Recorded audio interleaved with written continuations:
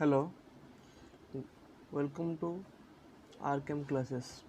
Today we will discuss about the first chapter of class 12 in CBSE, the solid state. Let's see. पहले हम देखने वाले what is the general characteristic of solid states or solids. They have definite mass, volume and shape. मेरे जो solid होता है उसमें मास definite होता है, वॉल्यूम भी डेफिनेट होता है एंड शेप भी डेफिनेट होता है। जैसे लिक्विड और गैस में ये सब नहीं होता। Intermolecular distance are short, molecule are strongly attached, so their intermolecular distance are short. Intermolecular forces are strong. They are constituent particle.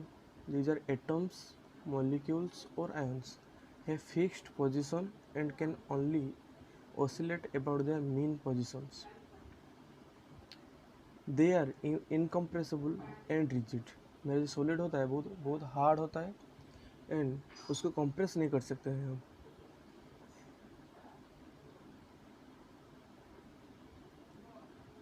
तो there are two types of solids, these are amorphous solids and crystalline solids. Solids can be classified as crystalline or amorphous on the basis of the nature of order present in the arrangement of their constituent particle. तो हम जो उसके constituent particle का arrangement है उससे जान पाएंगे कि इसका अरेंजमेंट कैसा है और वो क्रिस्टलाइन है और अमोर्फस है। A crystalline solid usually consist of a large number of small crystals, each of them having a definite characteristic geometrical shape. In a crystal, the arrangement of constituent particles, that is atoms, molecule or ion, is ordered. तो crystal form में constituent particle का arrangement orderly होता है, regular arrangement होता है। It is long range order which means that there is a regular pattern of arrangement of particle which repeats itself periodically over the entire crystal. तो मेरा जो crystalline solid होता है उसका रेगुलर पैटर्न होता है और बहुत लॉन्ग रेंज होता है। Next, an amorphous solid consists of particle of irregular shape.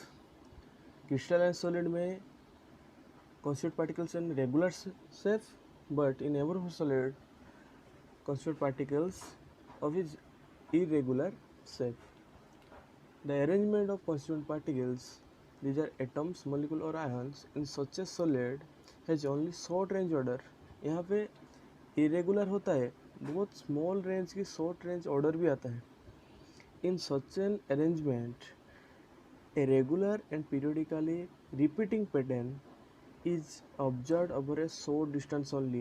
बहुत small पर्सन में ऑर्डर होता है जो ओवरऑली डिजॉर्डर को दिखाता है इन अमorphous सॉलिड में। Such persons are scattered and in between the arrangement in disordered.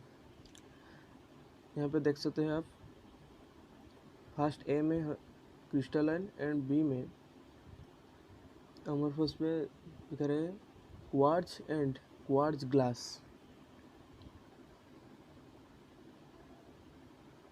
Crystalline solids have a sharp melting point. On the other hand, amorphous solid soft over a range of temperature and can be molded and blown into various shapes. On heating, they become crystalline at some temperature. Some glass objects from ancient civilizations are found to become milky in appearance because of some crystallization. Amorphous solids have a tendency to flow, so these solids are called pseudo or super cooled liquids.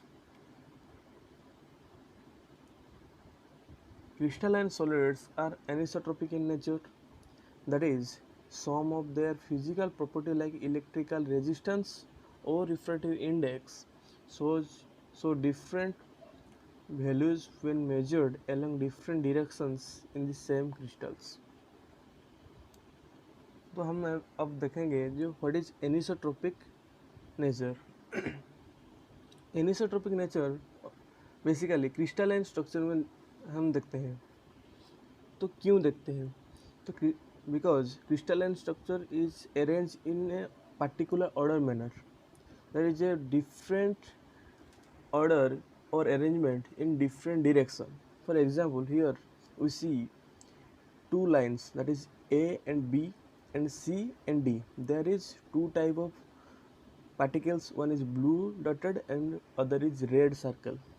The blue dotted particle is arranged with A to B with the same particle, but in C to D their arrangement is different, that is one red, one blue, one red, one blue, one red, one blue and another one is red. Then here if their arrangement is different, this is a crystalline structure. If their arrangement is different, then different arrangement have different their physical or mechanical properties. These different physical or mechanical, for example electrical resistance and refractive index, due to different physical property, these structure is called anisotropic, or this nature shows is anisotropic in nature. तो basically ये crystalline structure में हमें दिखाया जाता है. This arises from different arrangement of particle in different direction. Since the arrangement of particles is different along different direction, the value of same physical property is found to be different along each direction. Amorphous solids on the other hand are isotopic in nature. It is because there is no long range order in them and arrangement is irregular along all the direction. तो हमारा जो amorphous solids होता है वहाँ पे due to irregular nature there is isotopic, they are isotopic in nature. Because सब irregular है तो हम जो भी लाइन पास करेंगे उसके अंदर वो लाइन सारे के सारे हमें सेम प्रॉपर्टी शो करेंगे, तो वो आइसोटोपिक इन नेचर हम बोलते हैं उसको. Next, what is the difference between crystalline solid and amorphous solids. तो पहले देखें शेप. क्रिस्टलाइन सॉलिड का शेप होता है definite characteristic geometrical shape, but amorphous solids are irregular in shape. Melting point, melt at sharp and characteristic temperature.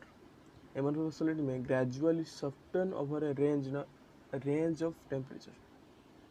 Cleavage property, when cut with a sharp edge tool they split into two pieces and the newly generated surface are plain and smooth. When cut with a sharp edge tool they cut into two pieces with irregular surface. तो cleavage property में हम देखते हैं जो हमारा crystalline structure होता है उसको हम जब कट करेंगे वो new two different surface generate करता है. बट जब हमारे पास सॉलिड को हम कट करते हैं वहाँ पे इरेगुलर सरफेस जनरेट होता है. Heat of fusion, they have a definite and characteristic heat of fusion, but in amorphous solid they do not have definite heat of fusion. Anisotropy जो हम पहले देख के आए, ये एनिसोट्रोपिक इन नेचर को कौन होता है?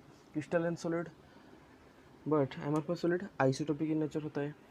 नेचर और नेचर को कैसा होता है? एमोर्फस सॉलिड ट्रू सॉलिड होता है, क्रिस्टलाइन सॉलिड ट्रू सॉलिड होता है और एमोर्फस सॉलिड सीडो सॉलिड और हम उसे बोलते हैं super cold liquids. Order in arrangement of constituent particles. Crystalline solid का order long range order and amorphous solid only short range order होता है. अब हम देखेंगे what is the classification of crystalline solids. Let's see. Crystalline solids are divided into molecular, ionic, metallic and covalent solids based on their nature of intermolecular forces. तो उसका intermolecular forces के ऊपर हम देखेंगे वो solids मोलिकुलर है, आयनिक है और मेटालिक है, और कोवैलेंट एंड कोवैलेंट सॉलिड्स को हम नेटवर्क टाइप सॉलिड्स भी बोलते हैं। तो 4 types of crystal solids, they are molecular, ionic, metallic and covalent. पहले देखेंगे what is molecular solid. These are further divided into non-polar molecular solids, polar molecular solids and hydrogen bonded molecular solids। तो हमारे जो molecular solids होते हैं उसको हम 3 type में डिवाइड करते हैं। वन है molecular solids that is non-polar, another is polar molecular solid and another is very famous that is hydrogen bonded molecular solid। तो हम पहले देखेंगे what is non-polar molecular solid। These solids are soft and non-conductors of electricity। तो हमारे जो जितने भी molecular solids होते हैं वो सारे non conducting in of electricity होते हैं। दैट इज कोई भी ना पोलर मोलिकुलर सॉलिड, ना नॉन पोलर मोलिकुलर सॉलिड और हाइड्रोजन बॉन्डेड मोलिकुलर सॉलिड कोई भी इलेक्ट्रिसिटी कंडक्ट नहीं करता। तो उसके अंदर आ जाता है नॉन पोलर मोलिकुलर सॉलिड, तो वो भी इलेक्ट्रिसिटी कंडक्ट नहीं करेगा। They have low melting point and are usually in liquid or gaseous state at room temperature and pressure. They are held by weak London or van der Waals forces। तो these are van der Waals forces, it is the dispersion forces जो हम बोलते हैं London forces. तो उससे हम non polar molecular solid को held करके रखते हैं। Next polar molecular solid. The molecules of substance like HCl, SO2, that is hydrogen chloride and sulfur dioxide etc. are formed by polar covalent bonds।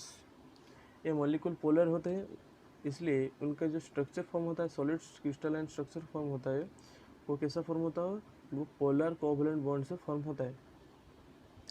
The molecule in such solids are held together by relatively strong dipole-dipole interaction। Due to polar molecular solids, due to polar nature in their bonds, they held relatively strong, very strong, that is dipole-dipole interaction। These solids are soft and non-conductor of electricity। जैसे मैं पहले बता चुका हूँ, जब molecular solids, कोई भी solids होता है वो इलेक्ट्रिसिटी कंडक्ट नहीं करता है, तो उसके अंदर पोलर मोलिकुलर सॉलिड वो भी सॉफ्ट होता है एंड वो भी इलेक्ट्रिसिटी कंडक्ट नहीं करता, that is non conductor of electricity. Their melting point are higher than those of non polar molecular solids, yet most of these are gases or liquid under room temperature and pressure।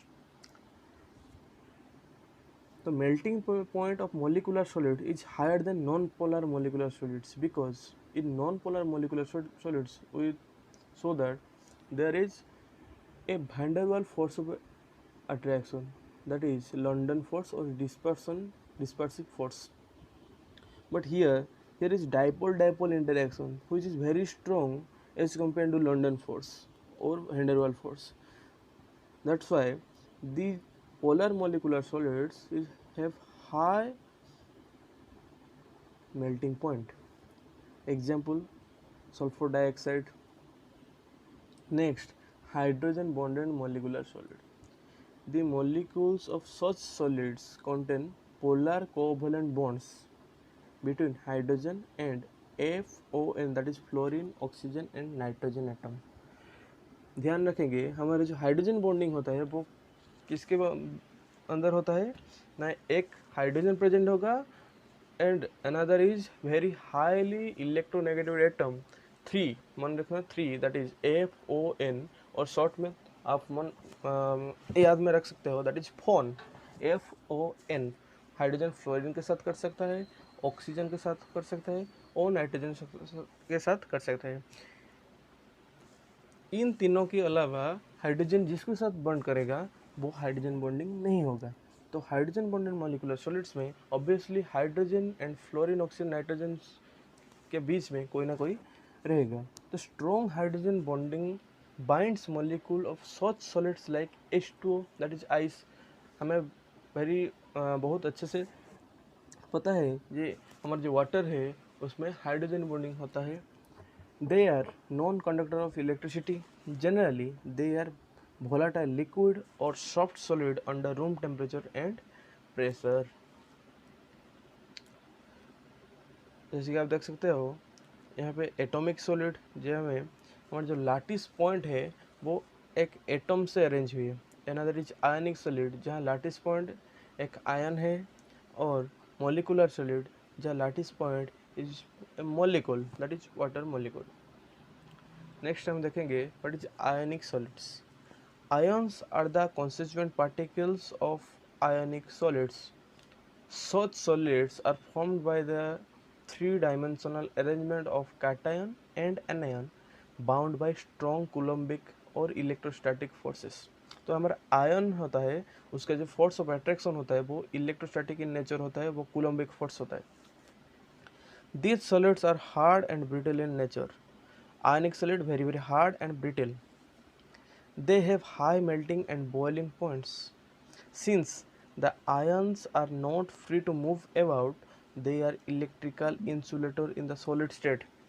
ध्यान रखेंगे जो मेरा आयनिक solid होता है वो electrical non conductor होता है कब, जब वो सॉलिड स्टेट में रहता है।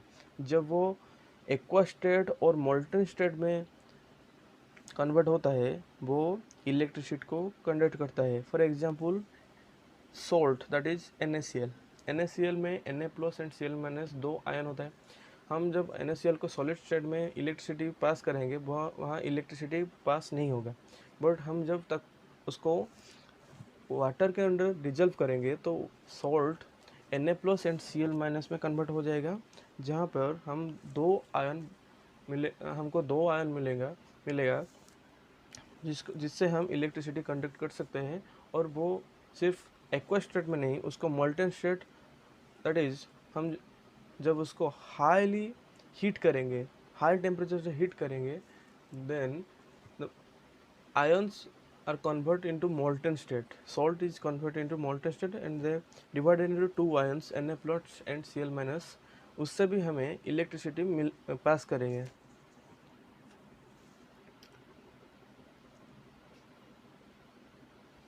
यहाँ पे आप देख सकते हैं जो NaCl स्ट्रक्चर होता है वह Na प्लस बहुत स्मॉल होता है and Cl minus large as compare to Na plus, because we know cation very small and anion have one extra electron, so it's a large size। Next, metallic solids। Metals are orderly collections of positive ions surrounded by and held together by a sea of free electrons।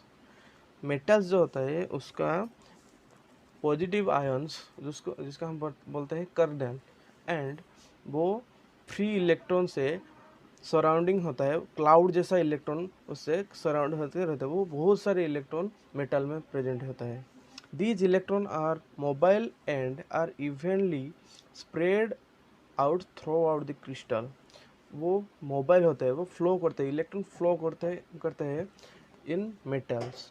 Each metal atom contributes one or more electrons towards this sea of mobile electrons। These free and mobile electrons are responsible for high electrical and thermal conductivity of metals।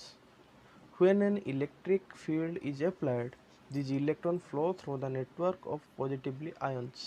Similarly, when heat is supplied to one portion of a metal, the thermal energy is uniformly spread throughout by free electrons। Another important characteristic of metals is their lustres and color in certain cases. This is also due to the presence of free electrons in them।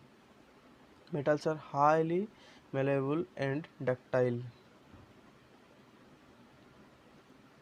Crystalline quartz and amorphous aside to glass quartz। Next, last and final solids, that is covalent or network solids। A wide variety of crystalline solids of non-metals result from the formation of covalent bonds between adjacent atoms throughout the crystals। They are also called grained molecules। Covalent bonds are strong and directional in nature.